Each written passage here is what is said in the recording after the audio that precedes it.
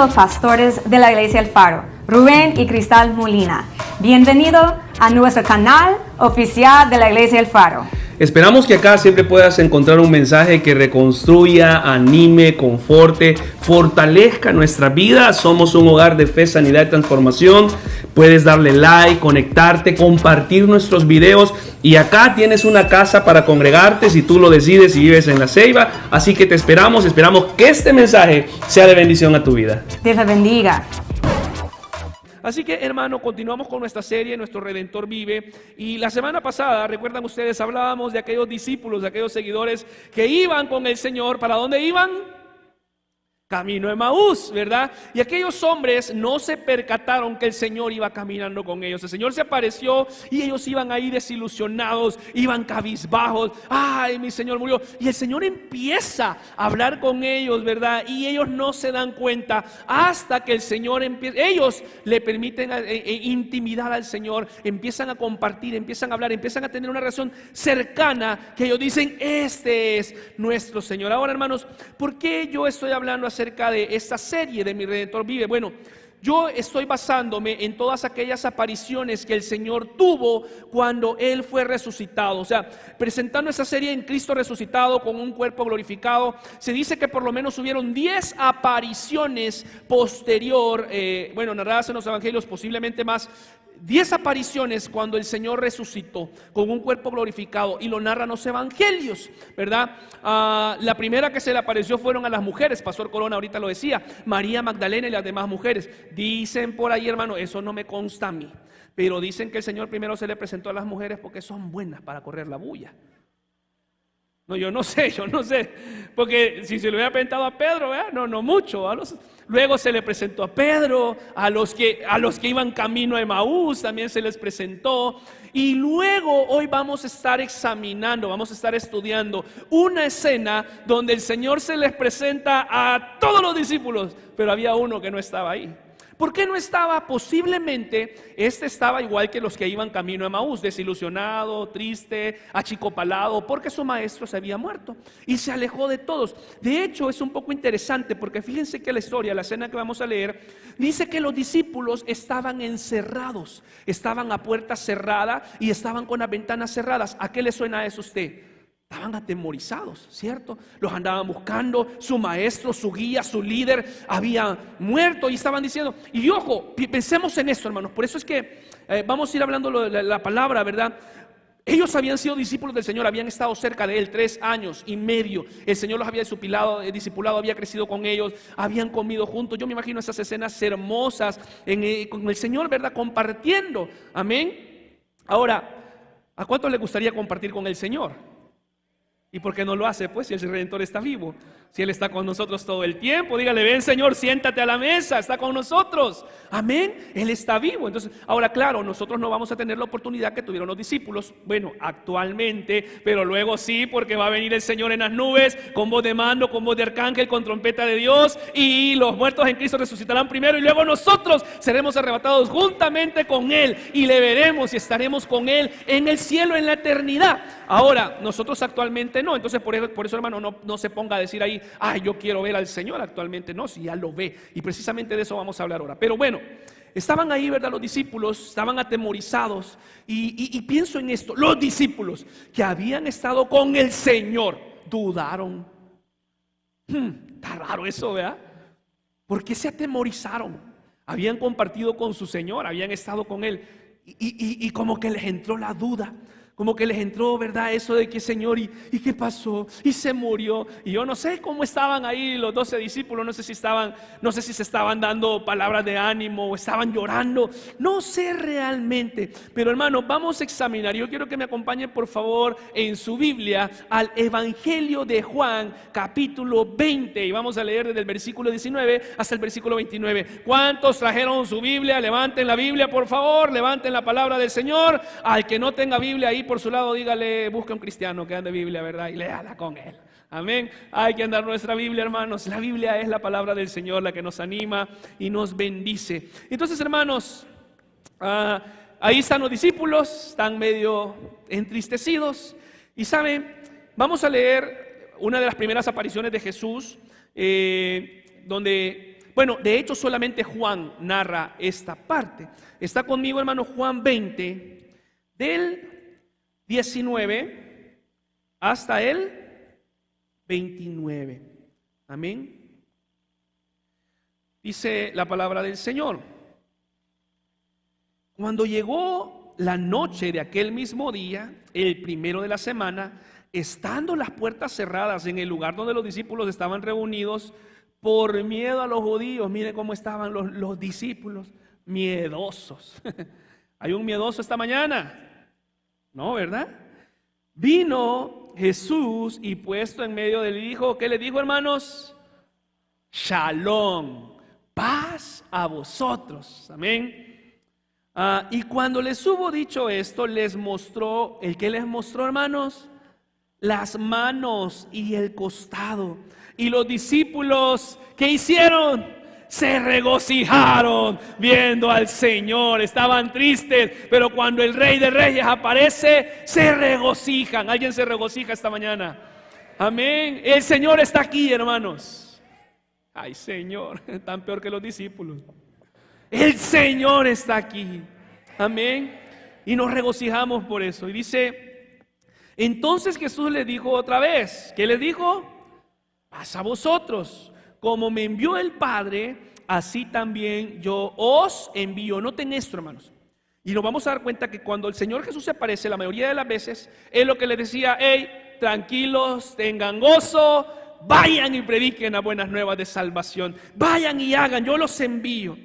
Vamos a ir al versículo 22, versículo 22. Y habiendo dicho esto, sopló y les dijo: recibid el Espíritu Santo.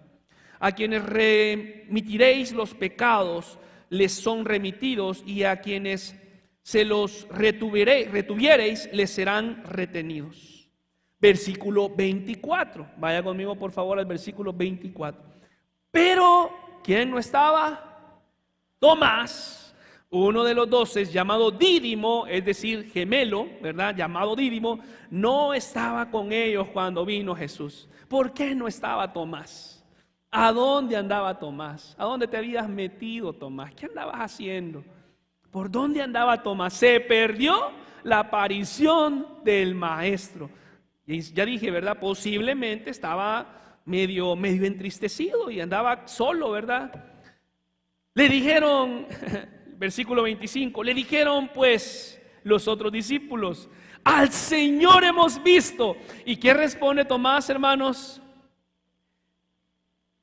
Y él les dijo: si no viera en sus manos la señal de los clavos, y metiera mi dedo en el lugar de los clavos, y metiera mi mano en su costado, ¿qué dice? Medio loco este Tomás, ¿verdad? O sea, cosa seria. Dice: yo no voy a creer si yo no veo las manos de mi Señor, si yo no veo su costado. Pero mire, hermano, ¿cuánto tiempo le tomó eso? Señor, Tomás no estaba y dice: yo no voy a creer. 8 días después, ay, Señor, el tiempo cómo avanza, Padre, detén el tiempo, por favor.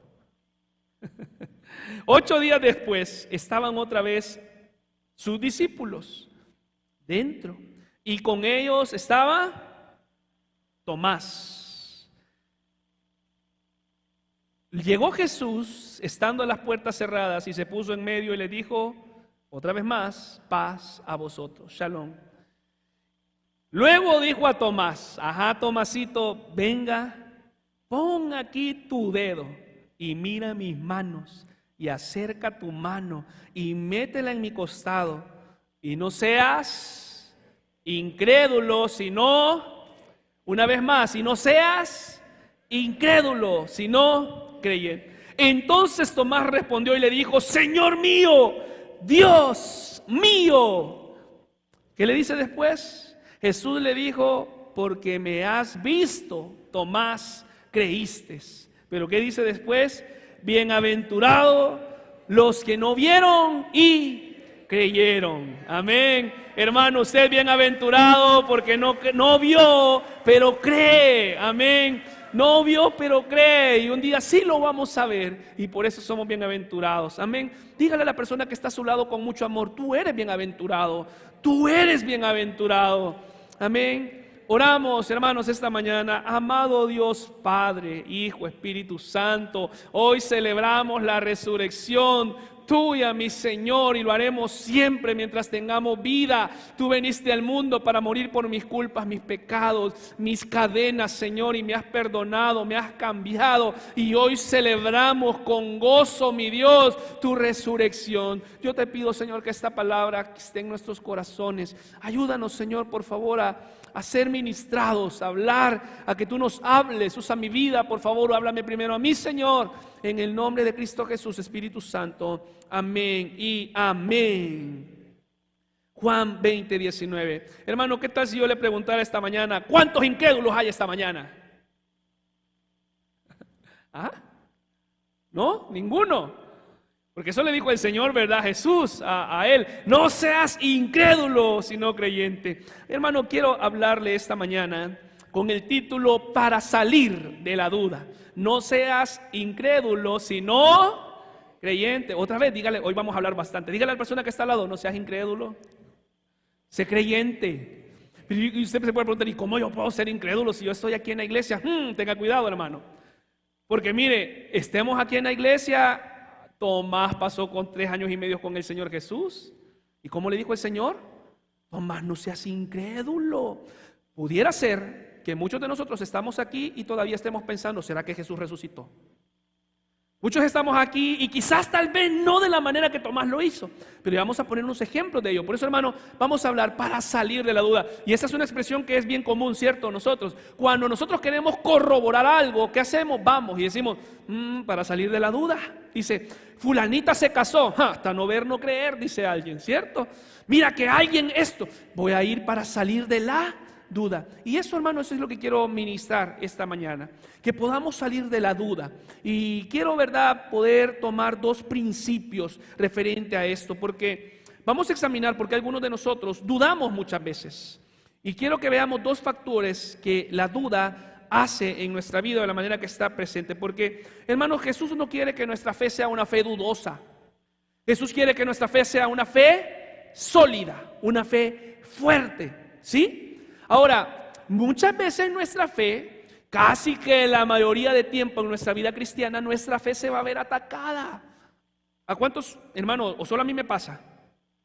Que nuestra fe a veces viene, ¿verdad?, un problema y parece ser demasiado grande. Y yo digo: Señor, ¿se recuerdan ustedes los que iban camino a Emaús? Dijo: Señor, es que lo que le dice el Señor Jesús, perdón. ¿Y por qué están tristes? Le dice: es que, Señor, mira que no sos el que no sabes. Que aquí había uno que decía que era el Redentor y yo pensé que ese era el que nos iba a redimir, dicen los discípulos que iban camino a Emaús. Yo pensé que era el que me iba a librar de mis problemas. Y muchas veces nosotros podemos vernos de esta manera, con la duda enfrentada. Entonces, hermano, esto le va a sonar un poco en contraste porque recuerde que estamos hablando para salir de la duda. Pero yo quiero decirle una de las cosas con las que vamos a batallar mientras vemos a nuestro Cristo, a nuestro Redentor resucitado. Número 1, hermanos, la duda siempre estará presente. Y usted me estará diciendo: pastor, ¿cómo es que me quiere usted decir que para salir de la duda? Pero me dice que la duda siempre va a estar presente. Eso no está bien. Quiero que lo entendamos, hermanos, y que seamos realistas. Nuestra fe muchas veces va a tener ataques. Yo he hablado con muchas personas que en medio de problemas me dicen: y no es que Dios me va a bendecir. ¿Qué es eso? Duda en nuestra fe. Y no es que Dios va a obrar la sanidad. Llevo tanto tiempo enfermo y va a pasar. Entonces, hermanos, de alguna manera u otra, en la realidad que tenemos, vamos a batallar con esto. Nos vamos a enfrentar con este tipo de situaciones.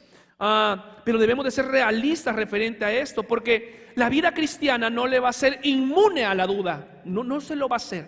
Por eso es importante que nosotros crezcamos en fe del Señor. Y por eso creo que la mayoría de nosotros, cuando van viendo los testimonios de lo que el Señor va haciendo en nuestra vida, ¿qué hacemos? Crecer en fe, ¿cierto? Porque cuando a veces hablo con algunas personas, ¿verdad?, que han pasado problemas anteriormente: mire, fíjese que esto pasa. Yo le digo: pero usted se acuerda que tuvo aquel problema, ¿sí? Y no lo sacó el Señor, pues. Entonces, los testimonios nos ayudan a aumentar nuestra fe. a poner fundamento en nuestra fe. Pero muchas veces nuestra fe va a ser poco movida. Ahora, antes, hermano, que nosotros, porque aquí estamos hablando de Tomás y pareciera que le estamos dando duro a Tomás, ¿verdad? Ay, Tomás, el discípulo que no creyó, el incrédulo, el que le pidió al Señor que quería ver su mano, el que quería ver su costado. Bueno, hermano, yo quiero antes que podamos ver realmente quién era Tomás, antes de que lo critiquemos y lo acabemos al pobre Tomás, ¿verdad? Cuando lleguemos al cielo, Tomás, vos no creíste. Veamos quién era Tomás. Le voy a poner, vamos por favor un poquito más atrás. Bueno, hermanos, perdón. La duda siempre estará presente. Vamos a ir al Evangelio de Juan 20:25. Le dijeron pues los otros discípulos: al Señor hemos visto. Y Él les dijo: si no viere sus manos, la señal de los clavos, y metiere mi dedo en el lugar de los clavos, y metiere mi mano en su costado, no creeré. La duda. Tomás, alguien que había estado con el Señor, que era su discípulo, había estado cerca del Señor. Todos los demás creen y Tomás dice: yo no voy a creer. Duda. Pero ahora veamos quién era Tomás. ¿Será que realmente Tomás dudaba? ¿Será que realmente Tomás era ese tipo, verdad, de que decir: ay, Tomás? Veamos, hermano, yo quiero que me acompañe un poquito más atrás, ahí en el Evangelio de Juan, siempre capítulo 11. Ya conocemos el capítulo 11, sabemos que Jesús tenía muy buenos amigos, uno de ellos murió, ya sabemos, ¿verdad?, quién era, y él tenía 2 hermanas. El Señor Jesús tardó un tiempo en llegar. Ahora, para ponerle en contexto, del versículo que vamos a leer, Jesús estaba con sus discípulos, y regresar a donde estaba, ¿quién? ¿Cómo se llamaba el que había muerto, hermanos? Lázaro, amén. Regresar a donde estaba Lázaro era, hermano, peligro, era una cuestión difícil. ¿Sabe por qué? Porque estaba en Betania, y Betania estaba cerca de Jerusalén, y en Jerusalén le querían dar jaque mate a todos los discípulos, al Señor Jesús. Ya los judíos se habían puesto de acuerdo para matar al Señor Jesús. Entonces regresar allá donde estaban ellos requería que los podían matar a todos, o sea, que podían morir todos los que iban ahí. Y ninguno de los discípulos dijo nada de los 11, ¿cierto? Porque ¿quién, hermano, quiere un lugar donde lo van a matar a uno? ¿Cierto? ¿Va que no? Difícil. Ninguno. Pero miren a Tomás, Juan 11:16. Juan 11:16. Dijo entonces Tomás, llamado Dídimo, gemelo, a sus discípulos: vamos también nosotros. ¿Para qué? Para que muramos con él. La Biblia en lenguaje sencillo dice: entonces Tomás, al que llamaban el gemelo, le dijo a los otros discípulos: vayamos también nosotros para morir con Jesús. Yo le pregunto, ¿suena a alguien que tenía duda del Señor? ¿Verdad que no? Suena a un discípulo devoto y entregado a su Señor, ¿cierto? Vamos, muramos todos, dice. O todos en la cama, o todos en el suelo, ¿verdad? Un poco pesimista, sí, porque bueno, nos van a matar si vamos, pero morimos todos. Que nos lleve la pelona, todos, estaba diciendo en otras palabras. Todos, dice, pero ahí no está demostrando lo mismo que acabamos de leer anteriormente. Si yo no veo la mano del Señor, si yo no veo su costado, no voy a creer.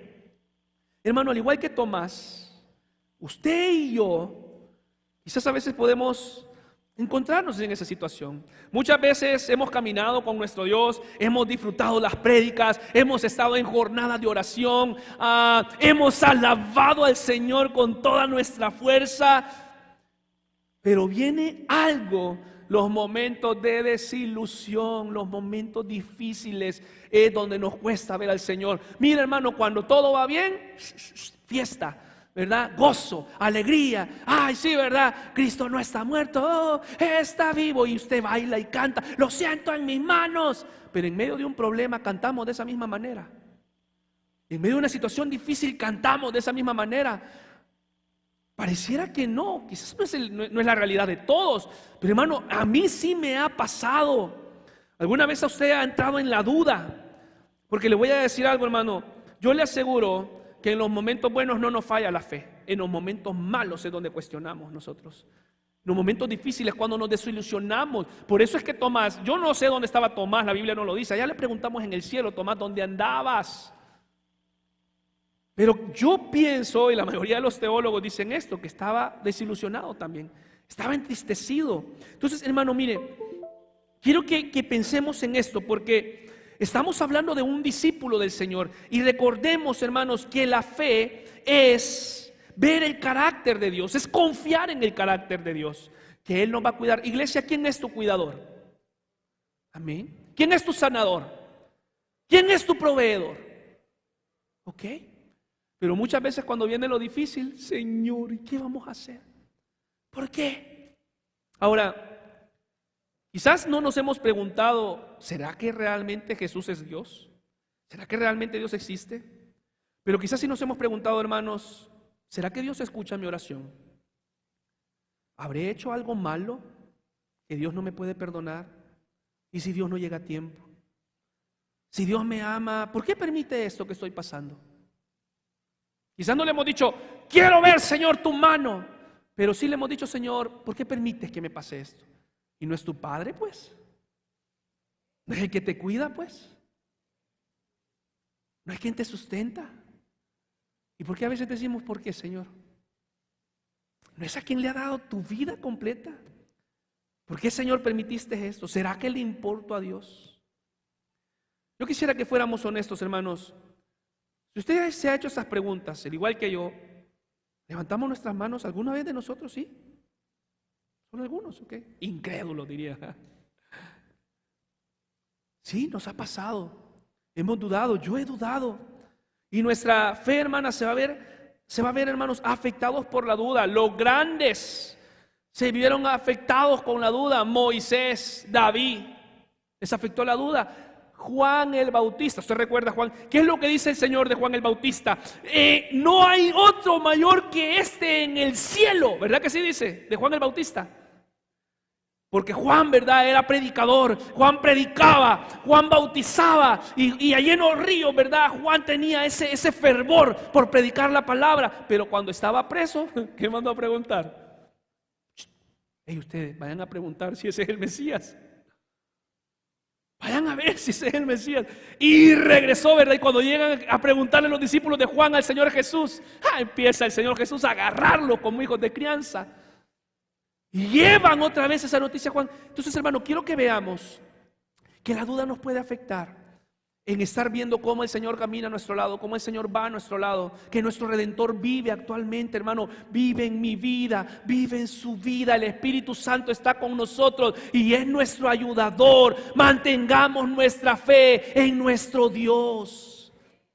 Mi Redentor vive, amén. Y eso es lo que nosotros debemos de ver referente a esto. Y muchos tuvieron dudas de Jesús y nosotros debemos frecuentemente de salir de la duda. Quiero que vaya conmigo, por favor, Marcos capítulo 4, versículo 37. Marcos 4, 37. Vaya conmigo, por favor, abra su Biblia, léalo.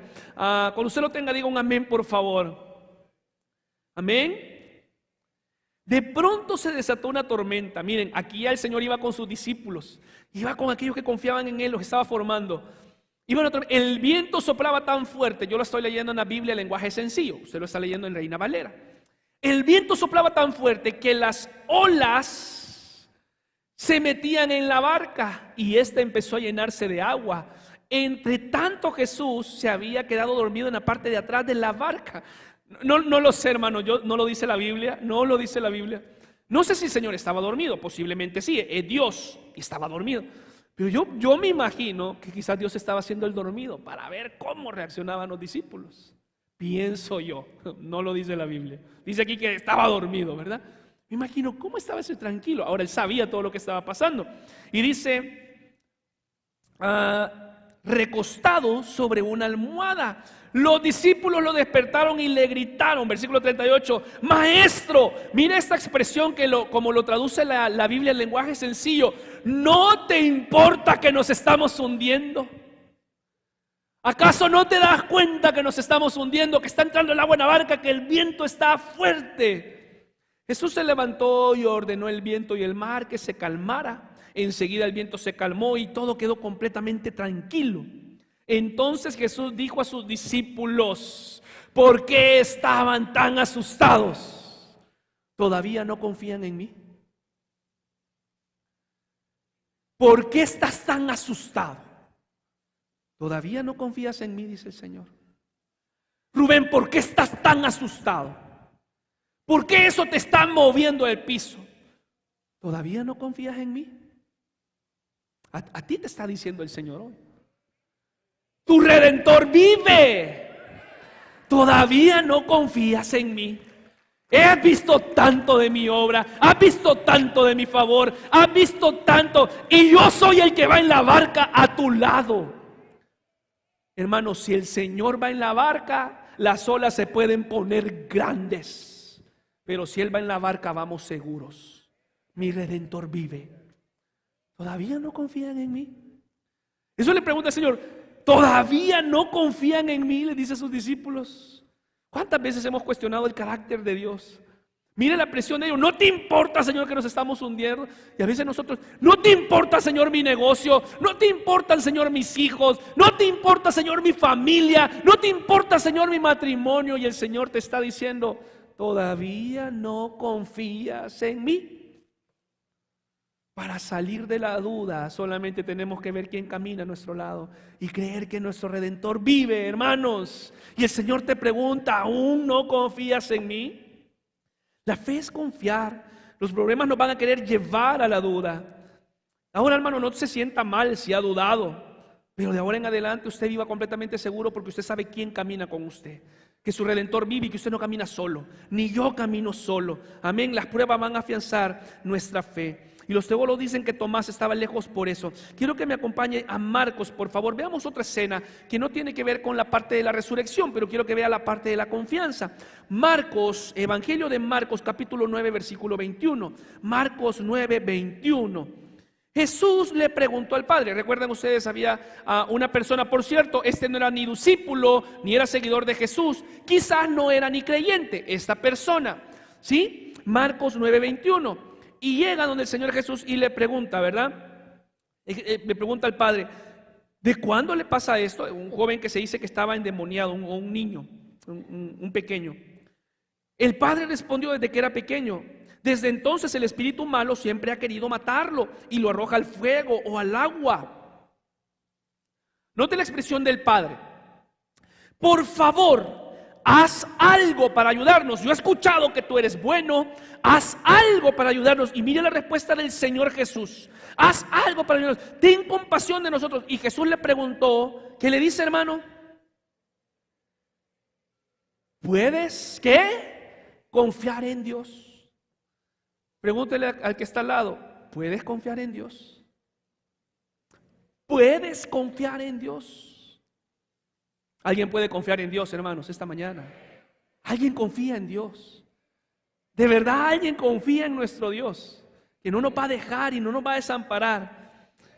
Para el que confía en Él, que dice, todo es posible. Enseguida el Padre gritó. Me encanta esta expresión de Él porque es muy sincera. Sí confío en Dios. Ayúdame a confiar más en Él. Alguien puede decir hoy esta mañana, ayúdame a confiar más en ti, Señor. Ayúdame a estar firme en ti, mi Dios. Ayúdame a confiar más en ti. Debemos de ser honestos y confiar más en Él. Cuando vemos que la provisión no llega, cuando estamos metidos en un problema, ay, ¿verdad? Y todo eso, y a veces ponemos, yo no estoy diciendo que no hay que ir donde el médico, no, hermano, no. Pero a veces ponemos, ¿verdad? La ciencia antes que el Señor, decirle, Señor, tú vas a hacer algo antes, orar antes, amén. Poner nuestra confianza completamente en Dios. Es importante que salgamos de la duda. Debemos de confiar que nuestro Redentor vive y reina en nosotros. Otro factor de la duda, hermano, que vamos a evaluar, y termino con esto. La duda te puede llevar a la incredulidad y tenga cuidado con esto. Si usted anda dudando, ¿verdad? Ay, el Señor, y a veces nos hacemos tantas preguntas, ¿verdad? Que tienen que ver, y ya vamos, tal vez podemos contestar algunas. Pero nos hacemos tantas preguntas de la palabra del Señor, ¿verdad? ¿Y será verdad esto? ¿Y cómo será posible? Y a veces, cuidado porque se puede volver escéptico en tanto estar cuestionando.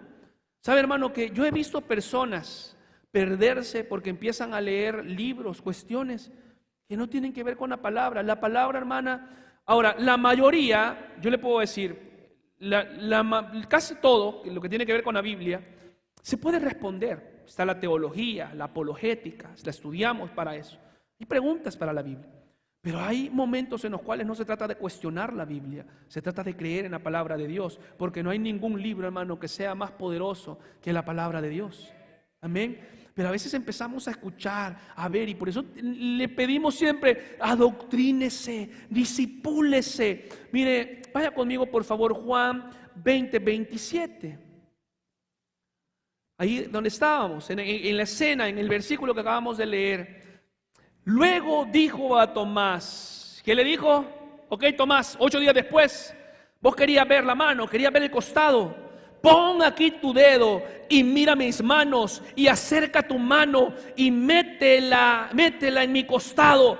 ¿Y qué le dice, hermano? No seas incrédulo, sino creyente. Esa palabra era para un discípulo, esa palabra era para alguien que había estado con Dios, y le está diciendo el Señor: Tomás, ¿por qué te estás comportando como un incrédulo?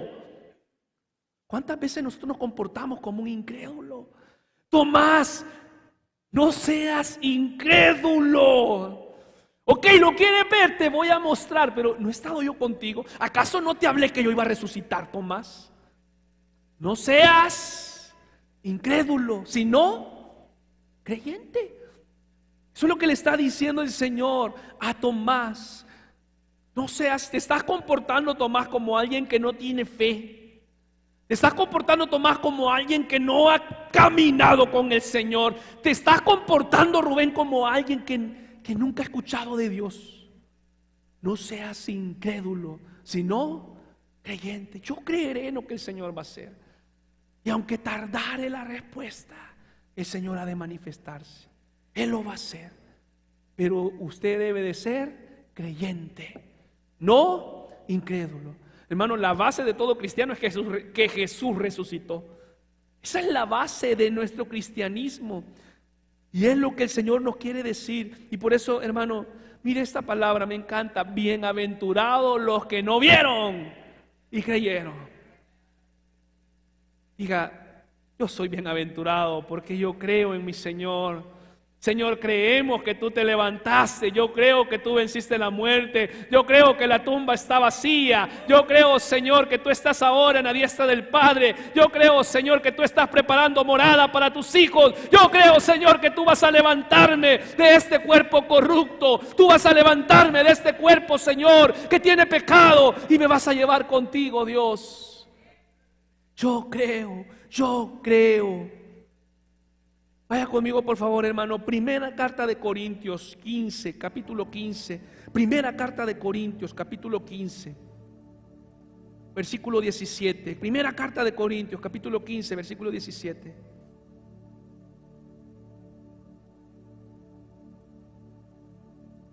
El apóstol Pablo le está diciendo a los corintios, y le dice: ¿y si Cristo no resucitó? De nada sirve que ustedes crean en Él, pues sus pecados aún no habrán sido perdonados. Y los que antes creyeron en Cristo y murieron están totalmente perdidos.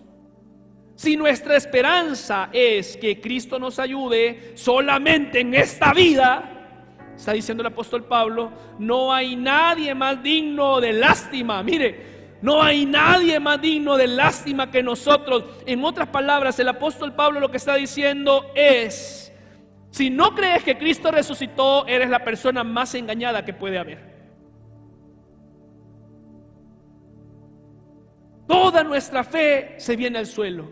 Pero mire, hermano, el versículo 20, el apóstol Pablo lo que dice: sin embargo, Cristo resucitó. Cristo resucitó. Esto nos enseña que también resucitarán los que murieron. Cristo resucitó. Dice el apóstol Pablo: a mí se me apareció, yo soy un abortivo, yo lo vi a Él. Y eso es lo que nos está diciendo el Señor hoy. ¿Sabe, amado hermano? Hoy en día hay diferentes falacias que se dicen acerca del Señor. Los escépticos han creado diferentes teorías para poder votar la resurrección de Cristo. Hay varias de ellas, varias teorías. Una es la teoría del desmayo. La teoría del desmayo, quiero que piense esto, hermano. El Señor Jesús, todos sabemos el recorrido. Fue llevado donde Pilato, fue llevado donde el otro. Cargaba la cruz, le pusieron una corona de espinas, lo latigaban, lo hicieron caminar. Aparte de eso le pegaron 39 latigazos, lo azotaron vilmente. Nunca nadie lo habían azotado de esa manera como lo azotaron al Señor Jesús. Después lo crucifican de manos y de pies. Está en la cruz.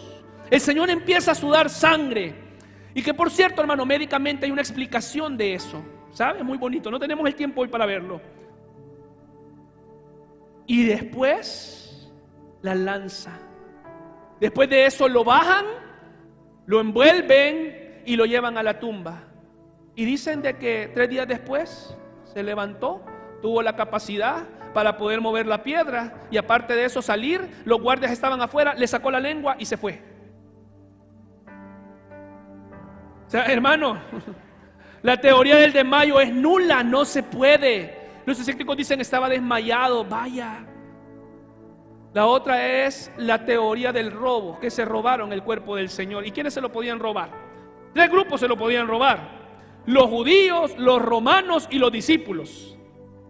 Si se lo robaban los discípulos, vaya que tenían líos, tenían que vencer a la guardia romana. ¿Y usted qué piensa? Que estaban jugando canicas los soldados. Es que no. Los discípulos, aparte de eso, ya lo vimos, vea que en lugar de estar en valor, estaban achicopalados, estaban tristes, estaban con miedo. No se lo podían robar los discípulos. Entonces, ¿quién se lo robó? Los romanos eran a los que menos les interesaba. Si ellos lo que querían era que hubiera revueltas. ¿Y quién el otro grupo? Los judíos. Peor, si los judíos eran los que lo habían querido matar. Hermanos, la teoría del robo queda. Tampoco. No hay. Y la otra es, hay varias teorías. La teoría de la alucinación, que las personas estaban alucinando. La manera de alucinar, primero estuve leyendo acerca de esto, es bien específica. No todas las personas pueden alucinar, y menos de lo mismo. ¿Sí? Y aparte de eso, después, alucinaron, pero entonces, perdón, y la otra también teoría es que se equivocaron de la tumba, que no era la tumba en la que el Señor Jesús había realmente estado, sino que llegaron a otra. Entonces los soldados romanos también se equivocaron de tumba, pues. Y el otro, ¿cómo se llamaba? El otro, el que donó la tumba, ¿cómo se llamaba? José de Arimatea, también, él tampoco nunca dijo nada, que se equivocaron de la tumba. ¿De qué estábamos hablando ahorita? De la alucinación. Alucinaron. Y entonces después se pusieron de acuerdo en una gran mentira para poder decir que Jesús había resucitado. Y se recuerdan ustedes, aquí lo dice 1 Corintios 15, un poquito antes, el apóstol Pablo está diciendo: se me apareció a mí y a más de 500 que aún viven, porque el Señor resucitó y se presentó. Él mostró que había resucitado, lo había hecho. Ahora, hermano, note esto, no solamente eso. Yo le pregunto, aparte de eso, yo lo mencionaba un poquito el martes en el tiempo de oración de la mañana, 11 testigos falsos que estuvieron dispuestos a morir por una mentira. ¿Y cómo murieron los testigos? Los apóstoles estuvieron dispuestos realmente a hacer, porque el único que murió, ¿verdad?, más o menos bien fue Juan, pero los demás, ninguno de ellos. Y yo le pregunto, 11 personas, 10 personas dispuestas a morir de una manera terrible para sostener una mentira. No. Y sabe algo, hermano, sabe que hay algo tan lindo, porque me encanta, hermano, cuando vemos esto. Le quiero decir esto, se lo voy a parafrasear rápidamente. Cuando usted va, ¿sabe quiénes andan pidiendo señales? Aquellos que no creen. El Señor Jesús, en el Evangelio de Mateo, en el capítulo 16, del 1 al 4, dice: algunos de los fariseos y de los saduceos se acercaron a Jesús para ponerle una trampa y le dijeron: queremos que hagas un milagro que prueba que Dios te ha enviado. Pero Jesús les dijo: cuando ustedes miran al cielo por la tarde y está rojo, dicen: va a hacer un buen tiempo. Pero si en la mañana el cielo está rojo y nublado, dicen: hoy va a ser un mal tiempo. Ustedes entienden muy bien las señales del cielo acerca del tiempo. ¿Por qué entonces no entienden que lo que ahora hago es una señal de Dios? Ustedes piden una señal porque son malos y no quieren creer. pero la única señal que les será dada, lo que pasó en el profeta Jonás. Dicho esto, Jesús lo dejó y se fue. Los únicos que andan pidiendo señal son los que no creen. Los que, queremos ver, ¿verdad? Ver qué el Señor hace. Queremos ver, hermano, nuestro Redentor vive. Seamos humildes, hermanos, y veamos las señales existentes. La Biblia, cuando hablamos de la Biblia, cuando hablamos de este libro, hermanos, tantos autores en diferentes tiempos, y todo se trata acerca de Jesús. Muchos de ellos ni se conocieron, otros ni siquiera eran capaces de poder escribir por la profesión o el oficio que tenían. Algunos eran pastores y escriben las palabras que escriben, llenos del Espíritu Santo, porque eso fue, ¿verdad? La palabra estaban inspirados, llenos del Espíritu Santo para poder escribir.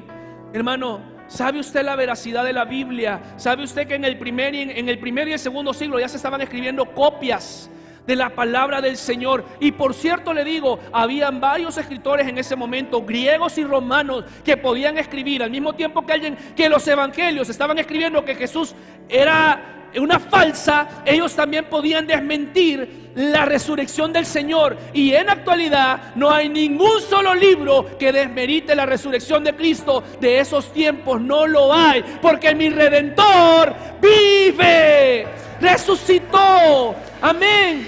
No hay, hermano, a través de la historia, la apologética lo hace, lo estudia, lo ha visto. Este no es un libro que habla solamente de moral, del bien, no, hermanos. Es la palabra del Señor que contiene vida. Y por eso le decimos frecuentemente, lea la palabra del Señor, llénese de la palabra del Señor, viva la palabra de Dios. Amén. Y hay varios, hermanos, la Biblia no se contradice. ¿Sabe, hermanos? 5.600 copias en el primero y segundo siglo de los escritos. Más de 24.000 fragmentos de las Sagradas Escrituras. El documento más antiguo y más certero que el mundo tiene es la palabra de Dios.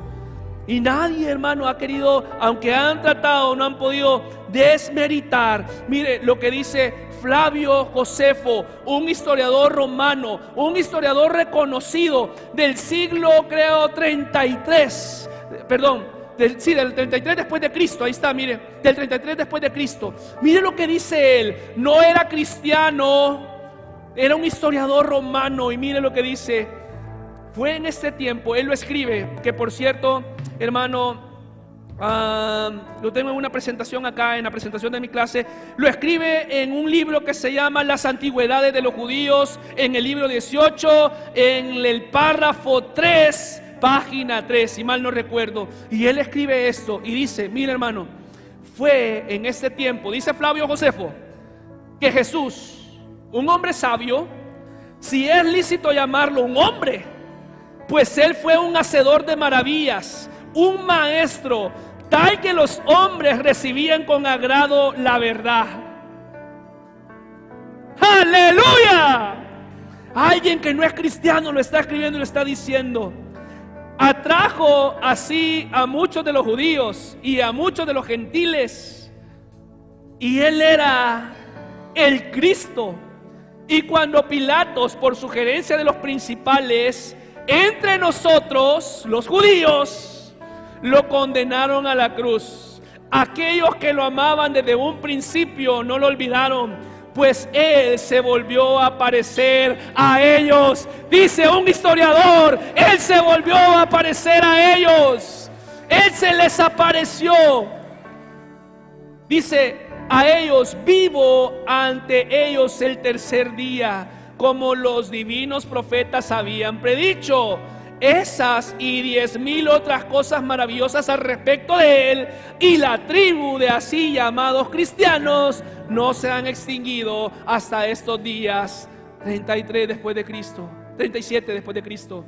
Está escribiendo un historiador. Hermano, nuestro Redentor vive. Quiero contarles otro caso. Me dan 15 minutos, 10 minutos. Ven. Lee Strobel, no sé si dije bien el nombre, autor de The Case for Christ, a quienes no entendieron el caso de Cristo. ¿Amén? ¿Sabe qué? Este hombre, ¿qué fue lo que pasó, hermano? Le voy a contar así el chambre rápidamente. Ateo recalcitrante, pero así, ateo de hueso colorado, abogado, tenía él como defender. Y no solamente era abogado, sino que también era periodista, leía, se informaba, era un hombre que buscaba información. Él, su esposa se hizo cristiana. Y entonces viene él y le dice: te voy a probar que Jesús en el que crees nunca resucitó y no existe. Y él empieza por años a investigar, hermanos, empieza a investigar. Voy a pedirles a los hermanos de multimedia que preparen el video, por favor. Y mire, después de años de estudio, concluye de esta manera. Él concluye de esta manera, un ateo que él había dicho: no creo en Dios. Y le dice a su esposa: te voy a probar que no existe Jesús y que no resucitó. Y él concluye de esta manera en el libro. Por cierto, se lo recomiendo. Así se llama, El caso de Cristo. Y se lo puedo pasar. Me regalo una baleada nada más. Mire, dice él: enfrentando una cantidad impactante de evidencia en el caso de Cristo, requeriría de mí mucha más fe mantener mi ateísmo que creer en el Jesús de Nazaret. Hermano, se empezó a investigar. Y cuando empezó a investigar, se dio cuenta que no podía negar que Jesús, mi Redentor, vive. Amén, amén. Yo, hermano, quiero que veamos esta escena de la película. Puede usted ver la película después en su casa. Se llama así, El caso de Cristo. Es una película viejita. Vamos a ver esta pequeña escena, una del principio y la otra del final, porque debemos de entender, hermanos, que por más que muchas personas lo han intentado, no han podido desmeritar y desmentir que nuestro Redentor vive. Amén.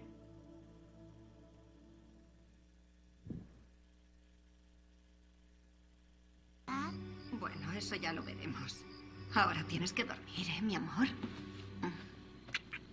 Mamá, ¿quién es Jesús? Jesús fue un hombre, un gran hombre. Y, bueno, ya hablamos de Dios, ¿te acuerdas? Mira, cuando mami y papi te leen historias por la noche, tú prefieres los cuentos de hadas, ¿verdad? Pues creer en Dios es como creer en una historia muy bonita. Pero somos ateos y los ateos no creen en Dios. ¿Y entonces en qué creen? Los ateos creemos en lo que es real, en lo que podemos ver, en lo que podemos tocar. ¿Cómo qué? O como esto. Pues supongo que también soy atea. Duerme un poco, cariño, ¿vale? Toma, aquí tienes tu osito. Anda, abrázale. Muy bien, duerme, te quiero mucho. Papi, Sí, cariño. buenas noches. Buenas noches, mi amor. Dijimos que no forzaríamos nada en ella. Ha preguntado. Pero tiene que creer lo que creamos los dos. ¿De verdad vamos a tener que discutir esto de nuevo? Pues eso parece. Cariño, yo estoy muy agradecido por lo que ha hecho esa mujer. Obviamente. Pero fue una coincidencia, nada más. Pero ¿cómo puedes decir eso? Ella iba a cenar en otro restaurante y algo la hizo dirigirse al nuestro.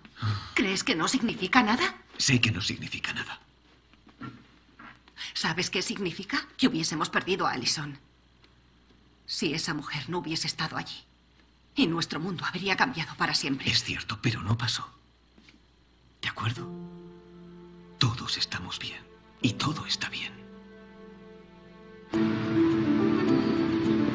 no puede aparcar, señora.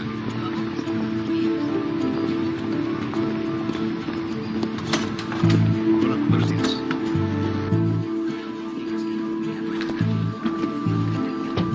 Hola, jefe. Hubiese editado 3 artículos con mi lápiz rojo en el tiempo que me ocupa hacer uno solo con esta cosa ridícula. Mi nuevo libro. Recién salido. Quería que fueses el primero en verlo. Tiroteo con la policía este fin de semana. El Bien. oficial sobrevivió. Averigua No algo sé si pueden sobre el que adelantarlo disparó hasta James el Hicks. minuto. Es un tema policial. Me ocupo de lo jurídico. Dáselo a Monroe. Es posible que seas una estrella para los de arriba. Que estaba en el chat del último minuto. Si no, bueno, El detalle, hermanos, es que este hombre se hizo una película después de este libro, ¿verdad? El caso de Cristo. Y él, al final de tener muchas investigaciones, llegó a la conclusión de que no puede hacerlo. Y otro de ellos también es Josh McDowell. Josh McDowell también era ateo y hoy es uno de los apologetas cristianos más, ¿qué podríamos decir?, representativos que tenemos en el cristianismo. Cuando intentaron tratar de demostrar que Jesús no existía, al final ellos terminaron creyendo que Jesús sí existió y se levantó de entre los muertos. Hermano, mi Redentor vive. Amén. Vamos a regresar, hermano, a la presentación. Y decía el Evangelio de Juan, capítulo 12:37, dice: pero a pesar de que habían hecho tantas señales delante de ellos, dice, no creían en él. Eso narra el Juan. Si este mensaje te ha tocado el corazón, puede compartirlo con sus amigos, denos like, comparte en las redes sociales. Si tú quieres consejería, llamarnos, acá están los contactos de la iglesia, nuestros números, nuestro correo y también nuestras redes sociales. Estamos para servirte.